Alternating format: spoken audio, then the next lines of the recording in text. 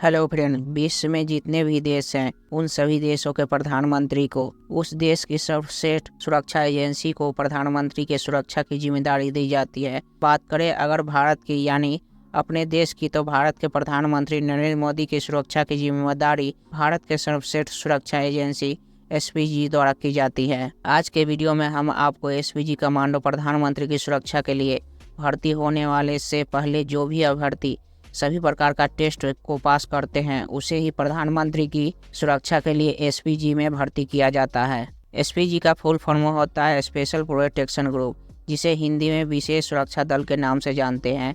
देश के सबसे पेशेवर और अत्याधुनिक सुरक्षा बलों में से एक स्पेशल प्रोटेक्शन ग्रुप यानी विशेष सुरक्षा दल संघ के एक सशस्त्र सेना है, जो कि देश के प्रधानमंत्री और पूर्व प्रधानमंत्री मंत्रियों समेत उनके परिवार के निकटतम सदस्य को भी सुरक्षा प्रदान करते हैं। जिस प्रकार सभी देश के प्रमुख पदों के सुरक्षा के लिए अलग अलग प्रकार की सेना है, उसी प्रकार भारत के कुछ प्रमुख पदों के लिए एसपीजी की सुरक्षा प्रदान की जाती है।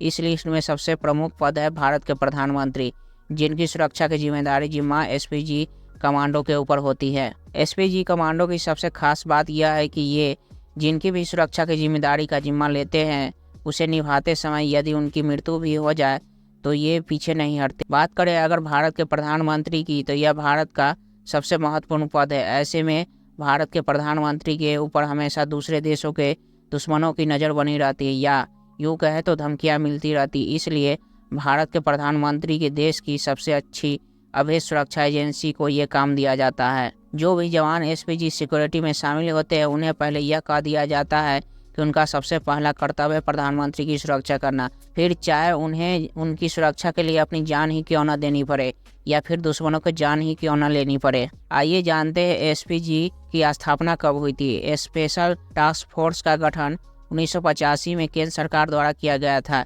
यह कदम प्रधानमंत्री इंदिरा गांधी की 1984 में उनके बॉडीगार्ड्स द्वारा हत्या करने के बाद उठाया गया कदम था, जिसका उद्देश्य प्रधानमंत्री के पूर्व प्रधानमंत्री और उनके परिवार के करीबी सदस्यों को सुरक्षा प्रदान करना। इसके पहले 1981 से 1984 तक प्रधानमंत्री की सुरक्षा 3 साल तक आईबी और एसटीएफ के पास रही थी, और उनके पहले यानी साल 1981 तक प्रधानमंत्री के आवास पर सुरक्षा की जिम्मेदारी दिल्ली पुलिस के पास होती थी। लेकिन प्रधानमंत्री इंदिरा गांधी की हत्या के बाद बिरबल नाथ कमेटी ने एसपीजी बनाने का प्रस्ताव दिया, और फिर उसके बाद कैबिनेट की मंजूरी ने बाद में 1985 में उसका गठन हुआ। आइए जानते हैं कि प्रधानमंत्री की सुरक्षा कैसे की जाती है और प्रधानमंत्री के सुरक्षा के लिए एसपीजी के पास कौन से हथियार रहते हैं। प्रधानमंत्री की सुरक्षा में तैनात एसपीजी फोर्स खास मौके पर सूट में दिखाई देती है। ये FAN 2000 असॉल्ट राइफल से लैस होते हैं, जो कि एक फुली ऑटोमेटिक गन है। साथ ही कमांडोज के पास ग्लोक 17 नाम की एक पिस्टल भी होती है। कमांडो अपनी सेफ्टी के लिए एक light weight bullet proof jacket भी पहनते हैं, और साथ ही कमांडो से बात करने के लिए कान में लगे ईयर प्लग या फिर वॉकी टॉकी का सहारा लेते हैं। एसपीजी सुरक्षा के लिए एल्बो और नी गार्ड पहनते हैं।